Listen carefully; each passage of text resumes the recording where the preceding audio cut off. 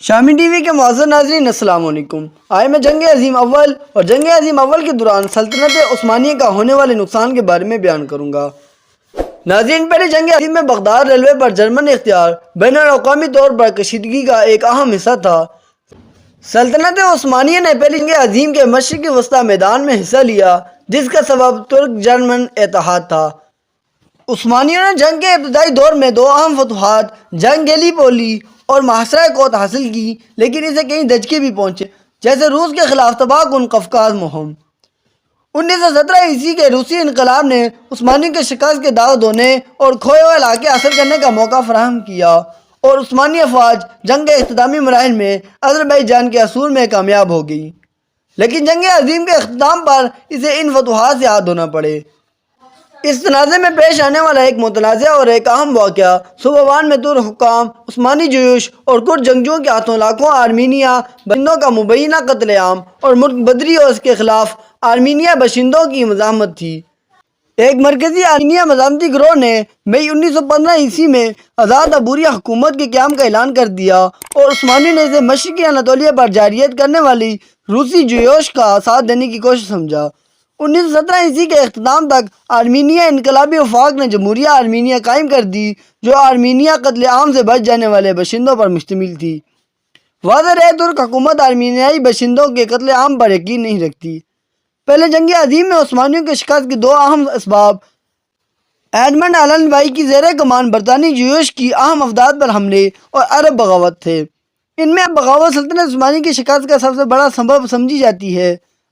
عرب بغاوت کی ان مہمات کا آغاز شریف مکہ حسین کی جانب سے برطانیہ کی مدد سے جون 1916 عیسوی میں جنگ مکہ سے، اور اس کا اختتام دمشق میں عثمانیوں کے اسلحہ پھینک دینے کے ساتھ ہوتا ہے۔ مدینہ کے کماندار فخری پاشا نے محاصرہ مدینہ میں 2.5 سال سے زیادہ عرصے تک زبردست مزاحمت کی۔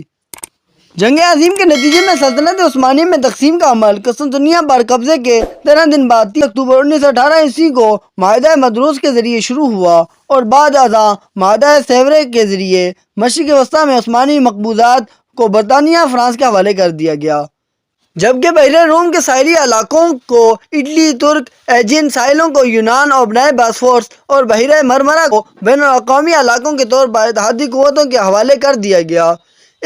اس کے ساتھ ساتھ مشرقی اناطولیہ میں جمہوریہ آرمینیا کو توسیع دیتے ہوئے ولسونین آرمینیا کی تشکیل دی گئی، جو آرمینیائی باشندوں کا قدیم وطن تھا۔ تاہم بعد ازاں ان علاقوں میں ترک اور کرد بھی بس گئے تھے۔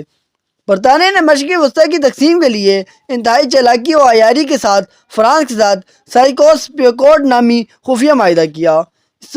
استنبول اور ازمیر پر قبضہ ترک قومی تحریک کے قیام کا سبب بنی، اور مصطفیٰ کمال پاشا کی زیر قیادت جنگ آزادی کے آغاز اور جمہوریہ ترکی کے قیام کا اعلان کیا گیا۔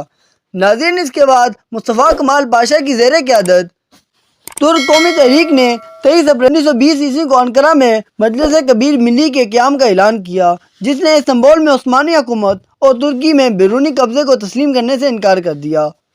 ترک انقلابیوں نے عوامی فوج کے ذریعے یونان، اٹلی اور فرانس کی افواج کو اناطولیہ سے باہر کیا۔ معاہدہ سیورے کے نتیجے میں جو علاقہ جمہوریہ آرمینیا کو مل گئے تھے، انہیں بھی دوبارہ حاصل کیا، اور آبنائے پر قابض برطانوی افواج کے لیے خطرہ بن گئی۔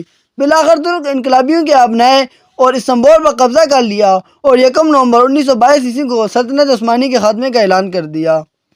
آخری سلطان محمد ششم وحید الدین 17 نومبر 1922 عیسوی کو ملک چھوڑ گئے، اور معاہدہ لوزان کے تحت 24 جولائی 1923 عیسوی کو باضابطہ طور پر ترک جمہوریہ کو تسلیم کر لیا گیا۔